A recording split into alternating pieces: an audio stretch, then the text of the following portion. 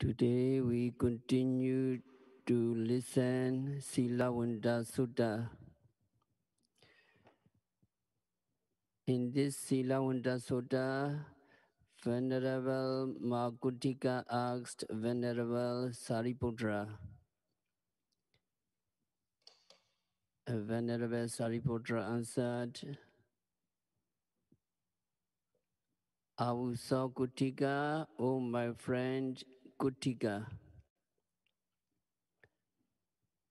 A virtuous bhikkhu should carefully attend to the 5 aggregates subject to clinging as impermanent, as suffering, as non-self, etc.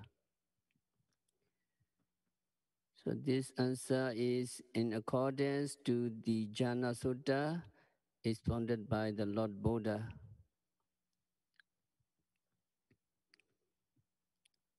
And Venerable Sariputra continued, Ime pinju padana kande nechato dukhato natato manasikronto sotapati phalan sichikareya.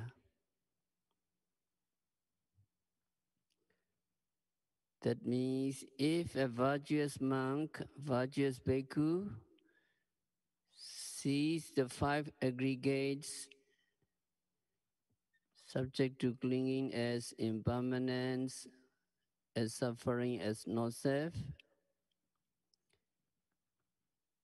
there is a possibility that he may reach the stage of stream entry and become a Sotapanna.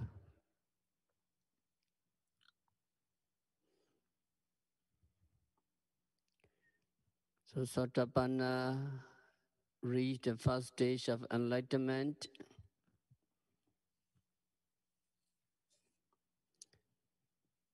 And now we need to know the blessings bestowed on Sotapanna when they reach this attainment.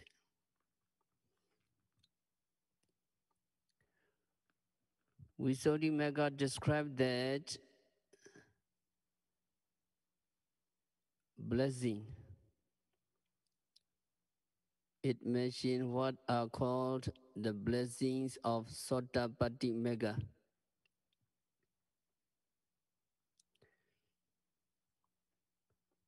They are the benefits of becoming a Sotapanna or the benefits of reaching Sotapatimagga. At the moment of enlightenment, the Sotapanna eradicates certain mental defilements, kilesa, and abandons other mental defilements that could drag him down to the lower states of miseries.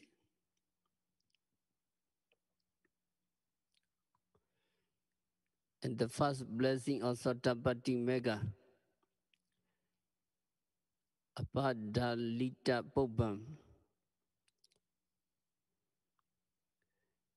that is the eradications of mental defilements never before eradicated. When yogi is practicing vipassana meditation, at every moment of vipassana, he is abandoning the mental defilements. But the abandonment during those moments of vipassana is momentary abandonment or substitute abandonment. That means the mental defilements are substituted by wholesome states, and as long as they remain wholesome states, there can be no mental defilements. So during The time when you are practicing vipassana meditation, you can abandon mental defilements only momentarily.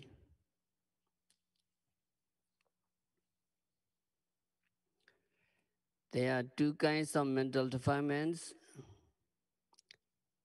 two kinds of anusaya, aramananusaya and santananusaya. Aramananusaya,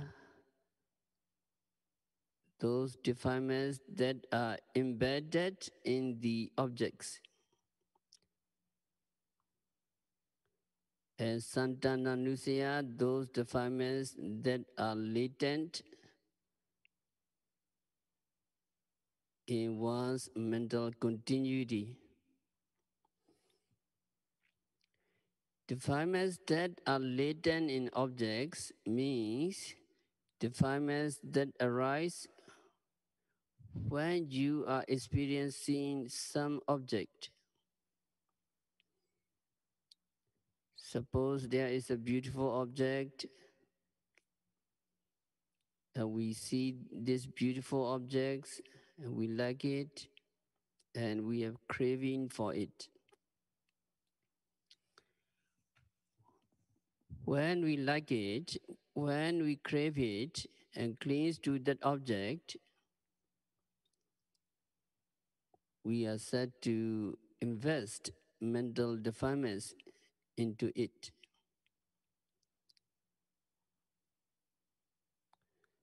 So we do not really invest anything into the object, but in clinging to it, we have placed our craving and attachment onto it.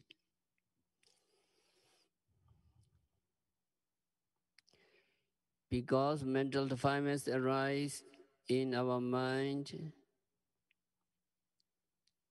when we experience objects, we crave. It is called mental defilements latent in the object, aramananusaya. These kinds of latency in objects can be abandoned by vipassana meditation. When practicing vipassana, yogis make notes of the object. Yogis see the reality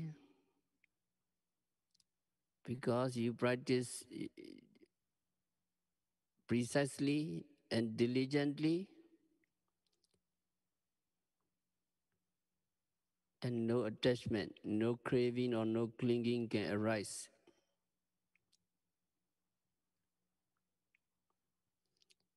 At that moment. So yogi are said to have abandoned the mental defilements latent in the objects. It is the kinds of defilements vipassana yogi can abandon. But vipassana cannot touch the other kinds of mental defilements. That which is latent in the yogi's mental continuity, santana.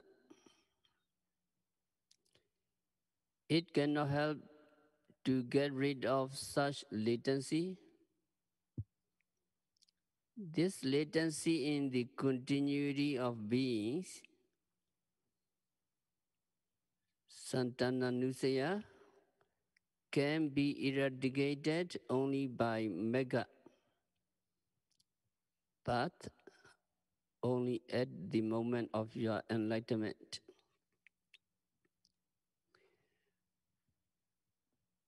So Sotapanna eradicates three mental defilements: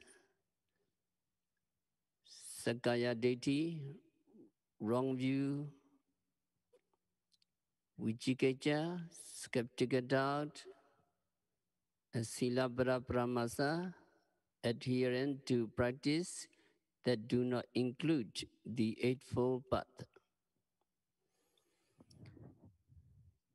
Eradication means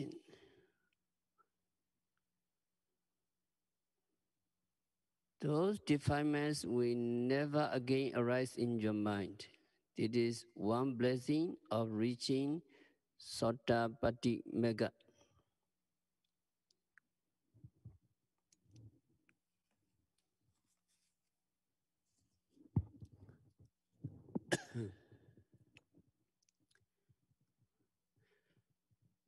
Yogi are familiar with the stages of purity in your Vipassana meditation. Visuddhi, first Sila Visuddhi, purity of moral conduct. Citta Visuddhi, purity of consciousness. Ditthi Visuddhi, purity of views. And Kinka Vitarana Visuddhi, purity of transcending doubts, and so on. During the practice of your Vipassana meditation, yogi can abandon wrong view and doubts, but that abandonment is momentary. Total abandonment cannot be achieved yet. But at the moment of your enlightenment, these mental defilements are abandoned once and for all.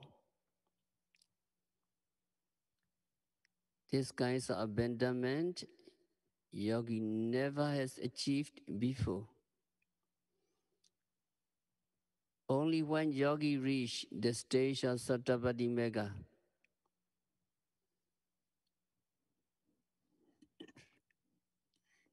total abandonment of the mental defilements of wrong views and doubt can be achieved.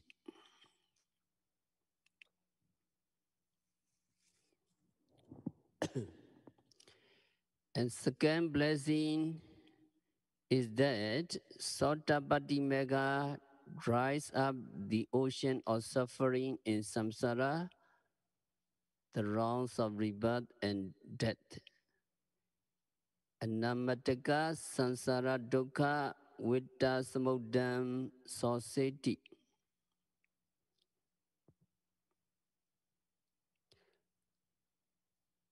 Sottapati Mega dries up the ocean of suffering in samsara.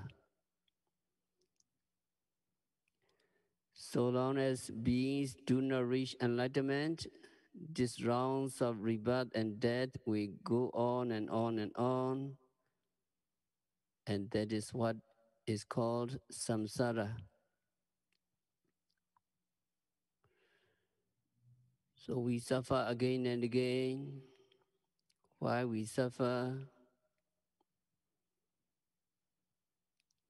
Because we forget. We forget to do wholesome deeds. We forget to practice meditation. We're not mindful all the time, so we forget. Pamadasa, pamada. Mindfulness not there all the time.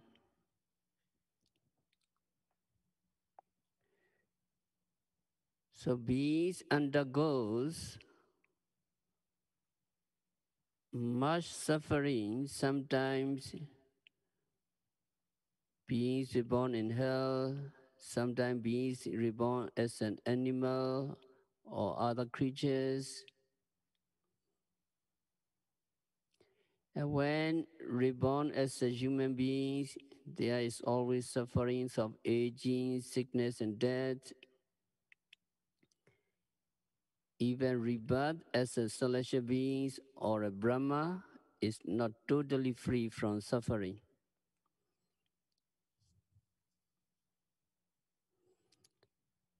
So to get out of this samsara, to dry up the ocean of suffering, vipassana practice is urgently needed. Vipassana practice must be done without fail. And Vipassana practice can only be done personally. And Vipassana must be done in time. Vipassana must be practiced immediately and regularly. And by practicing Satipatthana, Vipassana, we can dry up the ocean of suffering.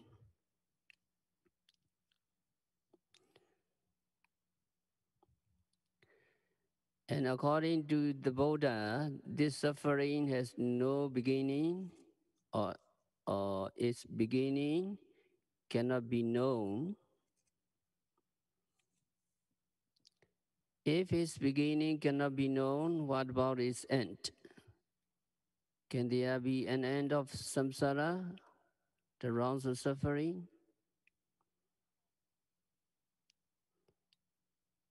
Yes, there can be an end of suffering. There can be an end of rounds of samsara.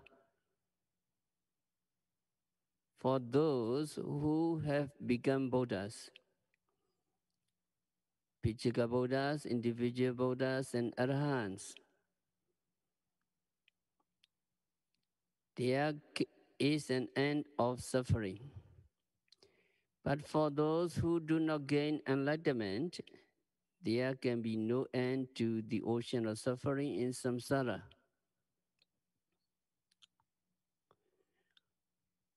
However, once a person becomes a Sotapanna or reach a Sotapatti mega stage,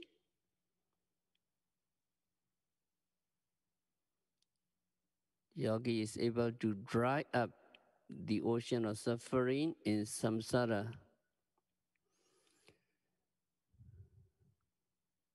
However, yogis who strive hard to understand the Dhamma and follows the Buddha's teaching with diligence eventually can reach the Sotapatti mega stage.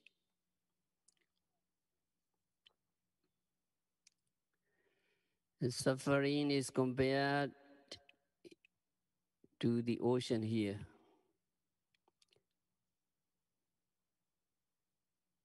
Sansara with that dukkha samudram, ocean. Nobody can measure the water in the ocean as it is immeasurable. In the same way, suffering in samsara, suffering in rounds of rebirth is immeasurable. But once a yogi reach Sotapatti Mega, he will suffer in samsara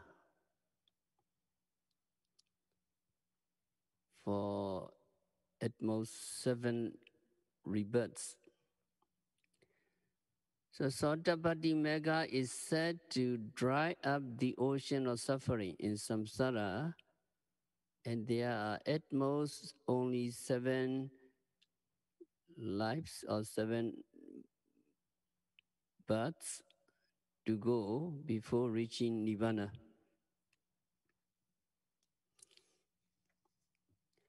And the third blessing is Sabba Apaya Dwarani Pidhati. That means Sotapatti Mega close all doors to the 4 woeful states.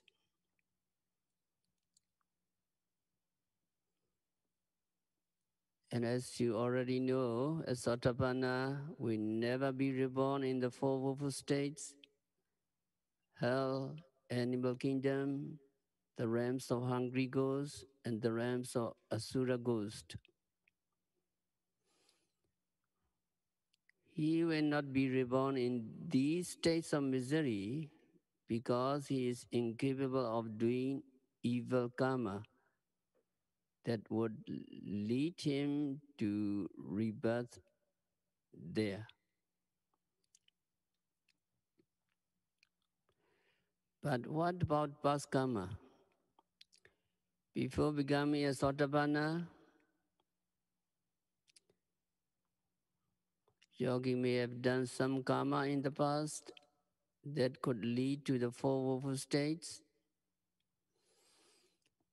And by the power of the attainment of Sottapati Mega, or by the power of enlightenment, the potential of those remaining karmas to give results in the four woeful states is destroyed. Although they may give results in this life, they cannot give results as rebirths.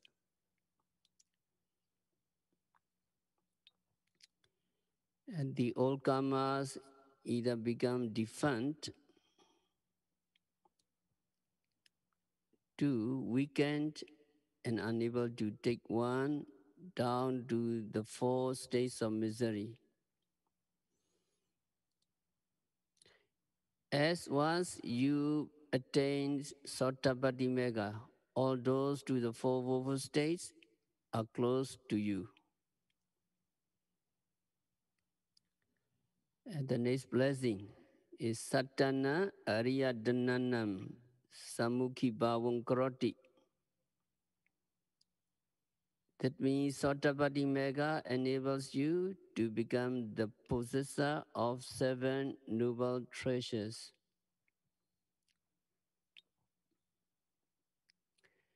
They are worldly treasures as well as Dhamma treasures.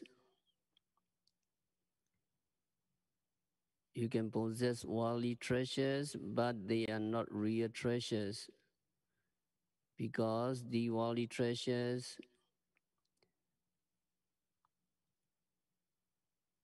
your cars, your house, and all properties can be useful only in one lifetime. But the noble treasures, Dhamma treasures, are those that are useful in both this life and in future lives. So the first of 7 noble treasures a Sotapanna is said to possess is Saddha, confidence of faith. The confidence of Sotapanna is unshakable. They have unshakable faith in the Buddha, unshakable faith in the Dhamma, unshakable faith in the Sangha, and practice. Even if their lives were threatened by somebody approaching and saying, I will kill you if you do not give up the Buddha,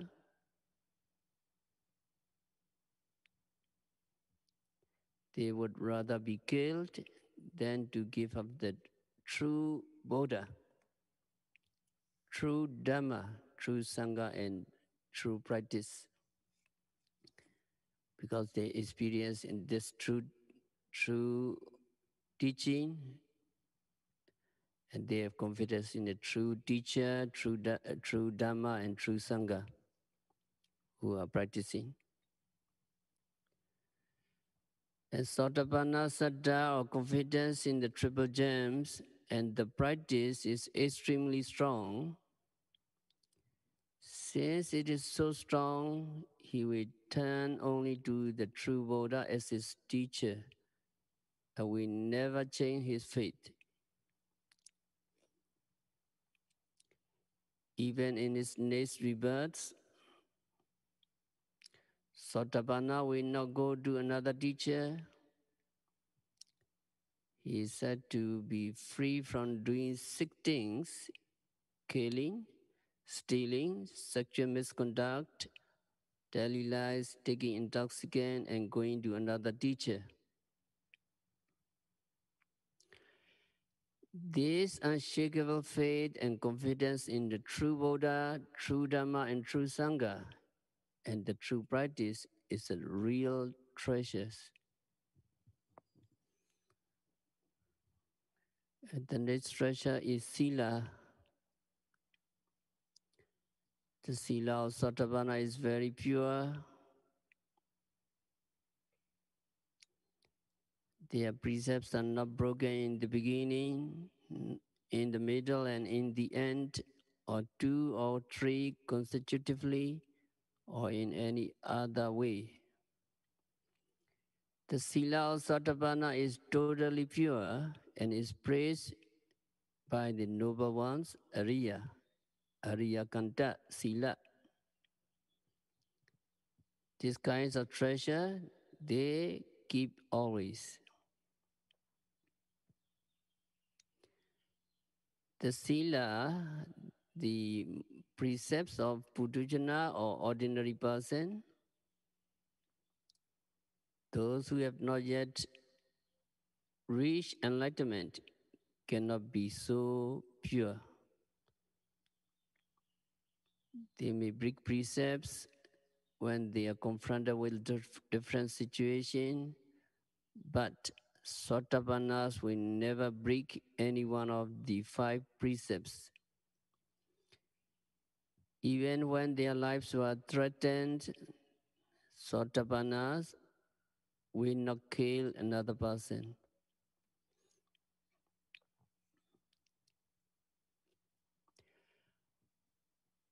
Another treasure is Hiri and Ottappa, more ashamed to do wrong and evil actions. Another one is more fear or Ottappa, more fear of the consequences of wrongdoing. These Hiri and Ottappa are important treasures, although enlightenment people also have these qualities. Those possessed by a Sotapanna are of a higher kind. Because of moral shame and moral fear, Hiri and Ottappa, Sotapannas will not do anything wrong. It is shame and fear that keep people from wrongdoing. And as long as these qualities are kept in their mind, they will not do wrong. However, once moral shame and moral fear disappear from the minds of people, anything can happen. So these 2 treasures are called noble treasures because they belong to the noble persons who can do no wrong.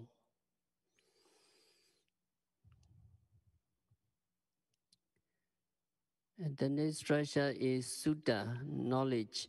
Knowledge means both knowledge through learning and knowledge through practice or experience. Sotapannas possess both kinds of knowledge. In order to learn how to practice and become Sotapanna, they had to hear from the Buddha or other teachers, other person. That is how knowledge is possessed, through learning, listening to talks, or reading. That is Agama Sutta. And they are really rich in knowledge through practice. Having realized the truth and seen Nibbana by themselves, the knowledge of Sotapanna through practice is perfect. That is Adhigama Sutta. Both kinds of knowledge are possessed by Sotapannas, so they are called noble treasures, Ariyadana. And the next treasure is Chaka, giving or generosity. Sotapannas are said to be very generous. That is because they have eradicated certain defilements. According to the Visuddhimagga, Sotapanna have eradicated avarice, the insatiable greed for riches. And in other commentaries, it is said that Sotapanna also eradicate envy. So not being afflicted by envy and avarice, Asa and Michiriya, Sotapannas are very generous.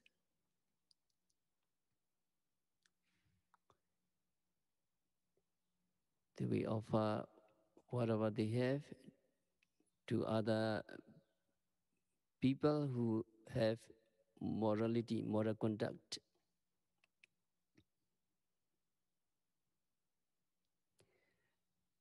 And during the time of the Lord Buddha, a monk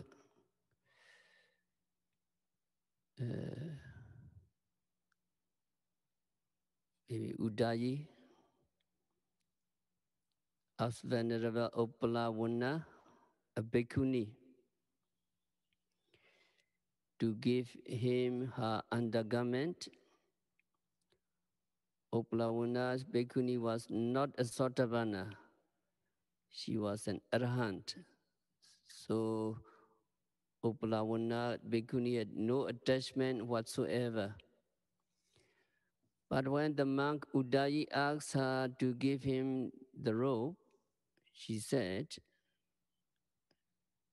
I cannot give it to you. And the monk Udayi stay insisted, and at last, by performing some miracle, the Arahant bhikkhuni gave the robe to him.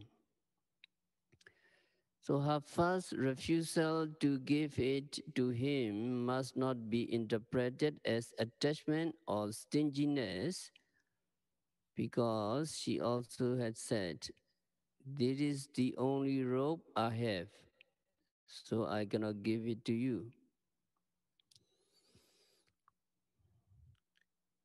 And the last noble treasure, Ariyadana, is Pinya wisdom. Among the 8 factors of the path, the first factor is right understanding Pinya. With this Samadhi Pinya, right view, a Sotapanna is able to eradicate the 3 factors altogether and also to abandon the power of certain mental defilements. Such wisdom or knowledge possessed by a Sotapanna is regarded as a real treasure.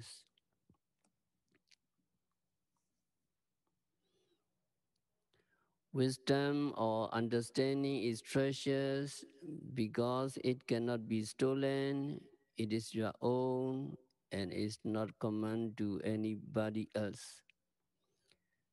So the best of treasure, pinya or samadhi, right view, can eradicate the mental defilements totally. And eradication of mental defilements means eradication of suffering. So if yogi think you possess these qualities, even to a modest extent, you can say that you are not poor.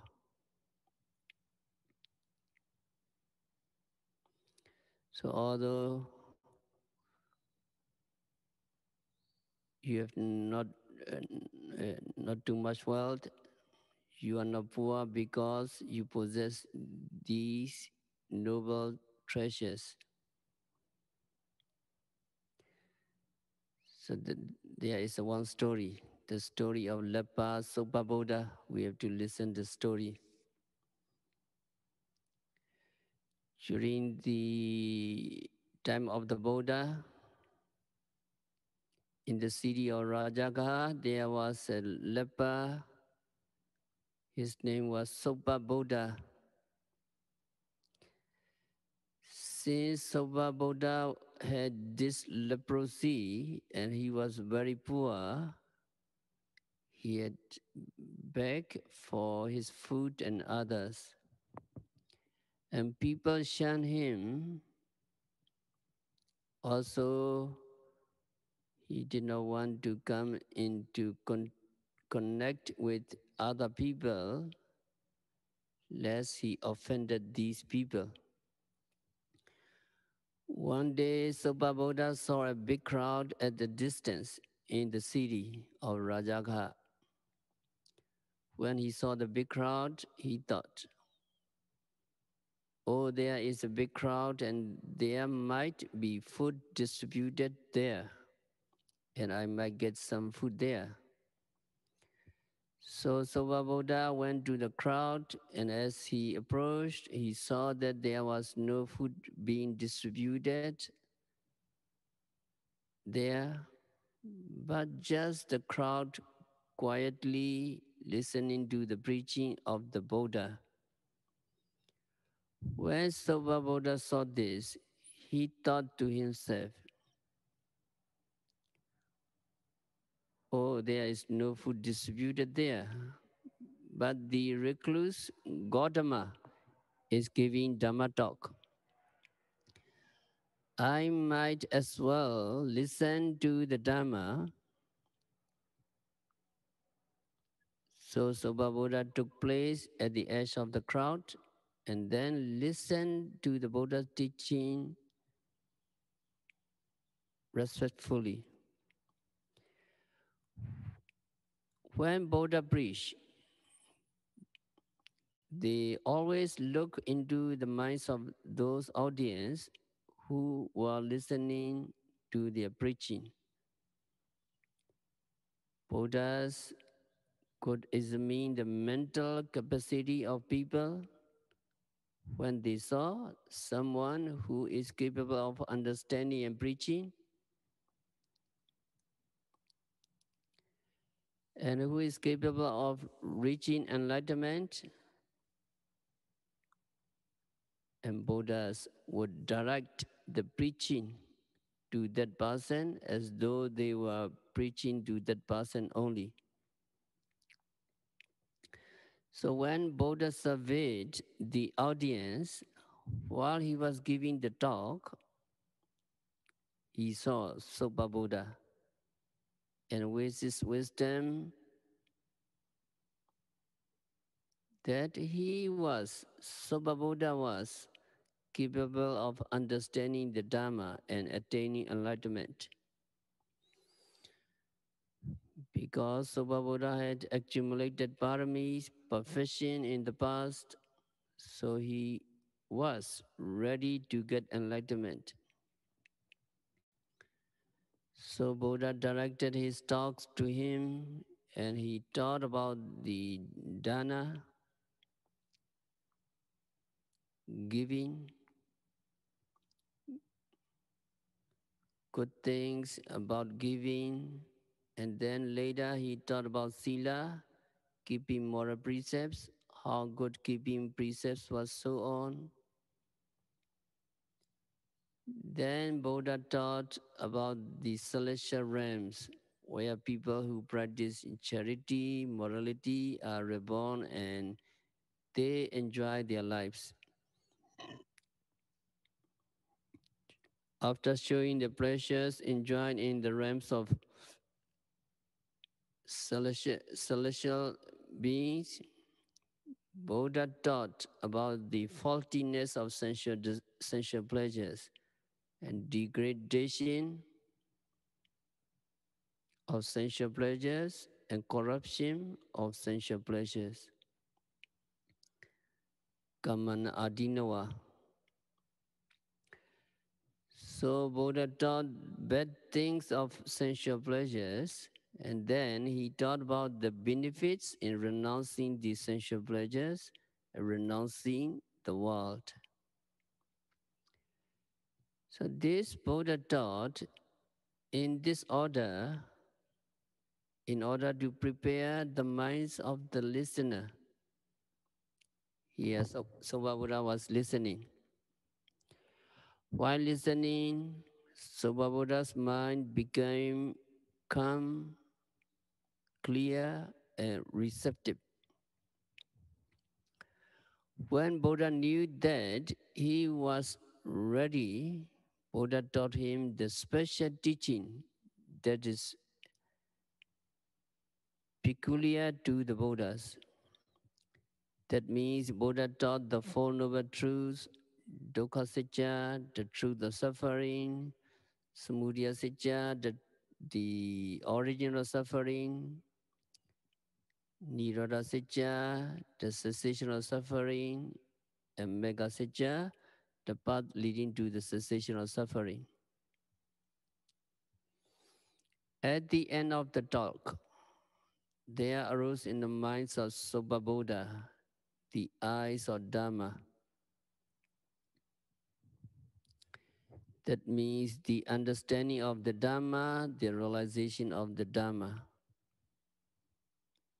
That means Soba Buddha became enlightened as a Sotapanna.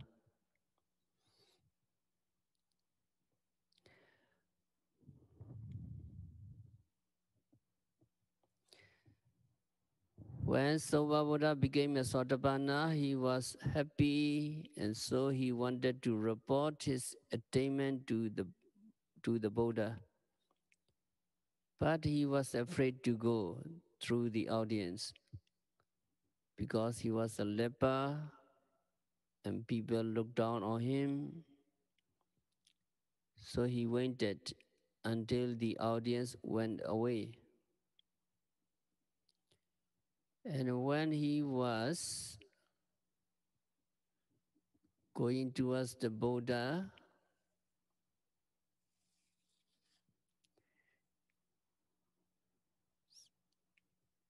maybe Soba Buddha was a few distance away from the Buddha. When he was going to the Buddha, Sakka, the kings of gods, approached Soba Buddha and told him, "Hey Soba Buddha, you are a leper and you are very poor. I will give you immeasurable wealth if you just say the Buddha is not the Buddha. The Buddha is not the true Buddha. The Dhamma is not the true Dhamma, and Sangha is not the true Sangha."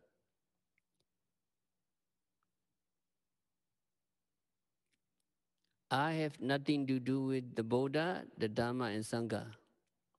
If you just say like this, I will give you immense treasure, immense wealth. Sakka, the kings of gods, told Soba Buddha. And Soba Buddha looked at Sakka and asked him, "Who are you?" And Sakka said, "I'm Sakka, the kings of gods." And Soba Buddha said, "You are a foolish man. You don't even deserve to talk to me because you are saying what is not fit to be said. I have realized the Dhamma myself, and so I cannot be shaken away from this faith or confidence in the true Buddha, true Dhamma, and true Sangha.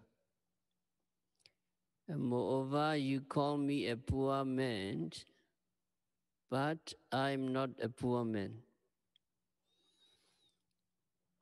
I possess the 7 spiritual treasures, Ariyadana. And those who possess these 7 noble treasures, Ariyas, the noble ones, do not call him a poor man.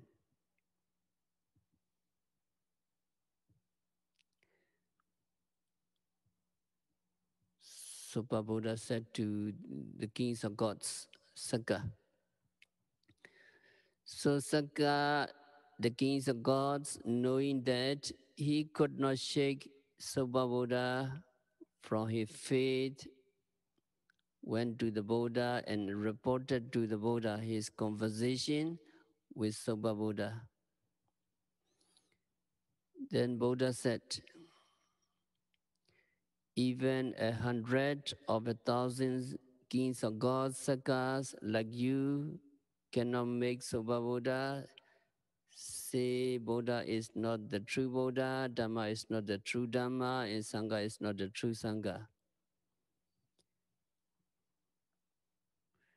Now Soba Buddha is firmly established in the Buddha Sasana, or the confidence in the triple gems. And then Soba Buddha approached the Buddha and told him that he was very pleased with the teaching, and the teaching was like opening his eyes, like uncovering something that is concealed, like lightning bright light in the darkness, so that those who have eyes can see.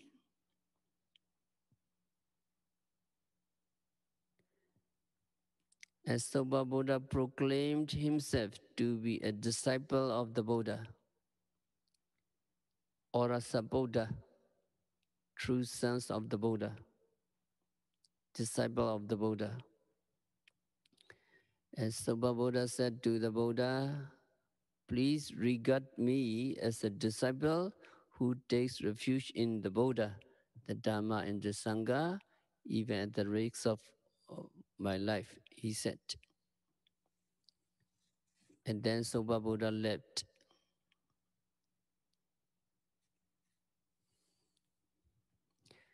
After a while, a cow with a young calf attacked Soba Buddha and killed him, so Soba Buddha died.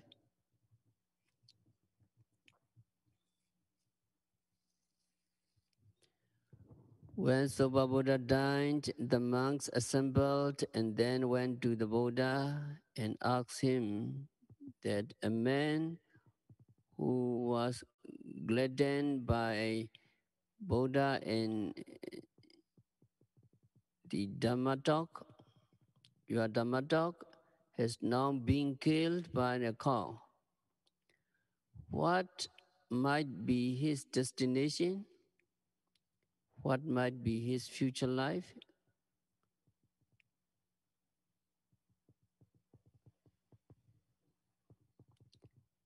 So the monks asked Buddha, and Buddha said,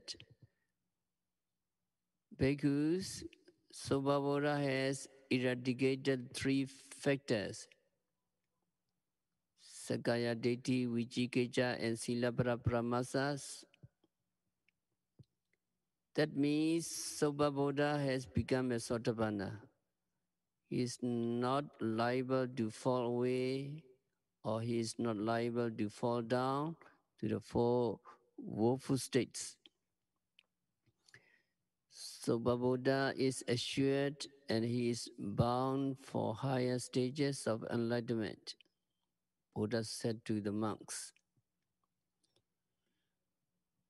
When Buddha said this, one of the monks asked, Bande, how come this man who had the capability of attaining enlightenment was a leper and a poor man? So Buddha related the past story of Soba Buddha. In long past, Soba Buddha was a rich man in that very city of Rajagaha.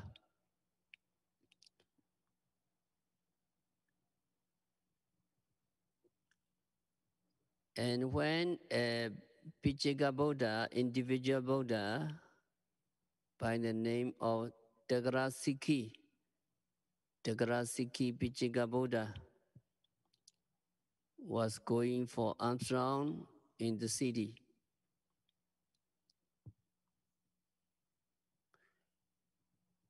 and when Soba Buddha saw the Pichika Buddha, So Babuddha, the rich man, said, "Who is this leper?"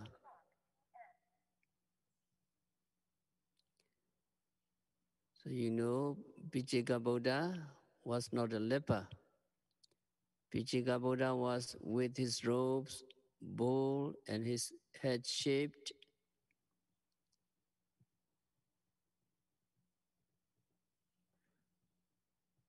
And so Babuddha saw him as a leper. And so, who is this leper going rounds in the city?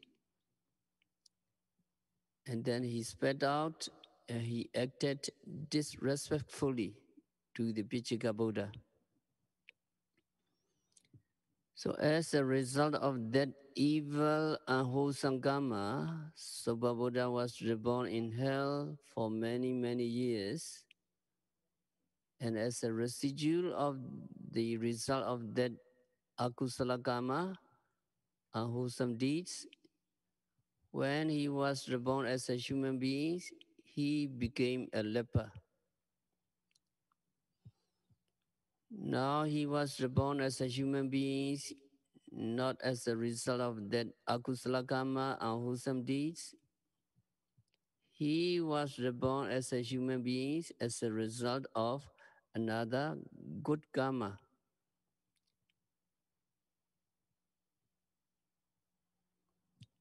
He did in the past. But in that life, he became a leper that was a result of that bad karma in the past. So Buddha exalted his monks not to do any evil, to avoid suffering like this.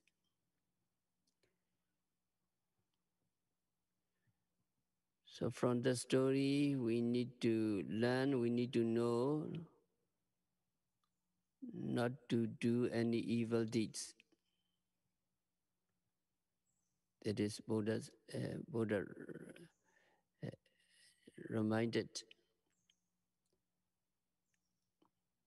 And to accumulate paramis, perfection, to develop paramis to maturity and full perfection, and to listen and practice respectfully. And Soba Buddha was very poor and suffering from leprosy terribly. So with great sense of urgency, Samvega, Soba Buddha practiced. Soba Buddha observed the 5 aggregates of clinging correctly and patiently. So we need to learn. We need to practice vipassana meditation. We need to observe the 5 aggregates of clinging when we are suffering terribly and patiently. So we continue the blessings of Sattapati Mega. Next week, we have to stop our discourse for today by practicing vipassana meditation, by observing every phenomena occurring at the 6 senses, by observing the 5 aggregates of clinging as impermanent, suffering, and not self, by noting, rising, falling, sitting, touching, hearing, continuously and meticulously. May all yogis realize the real peace. May all yogis be liberated from suffering.